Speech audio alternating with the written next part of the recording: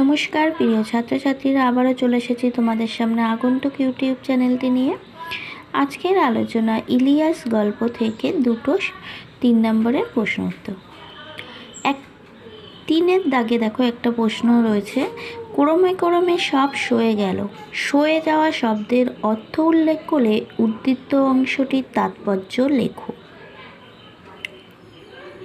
তো এখানে প্রথমে শব্দের অর্থটা লিখতে হবে, তারপরেই তাৎপর্য।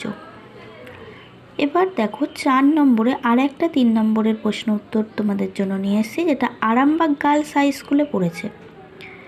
তাকে দেখতে পেয়ে মোহাম্মদ শাহ অতিথিদের বলল, তাকে বলতে কার কথা বলা হয়েছে এবং তার সম্পর্কে মোহাম্মদ শাহ অতিথিদের কি বলল। ঠিক আছে, প্রথমে পয়েন্টস করতে হবে তাকের পরিচয়, যে তাকে দেখতে পেয়েছিল মোহাম্মদ শাহ, সেই তাকে লোকটি কে। তারপরে তার পরিচয় লেখার পর তার সম্পর্কে মোহাম্মদ শাহ অতিথিদের কী বলেছিল সেটা লিখতে হবে। অতিথি সম্পর্কে মোহাম্মদ শাহর বক্তব্য বলে পয়েন্টস করে লিখবে।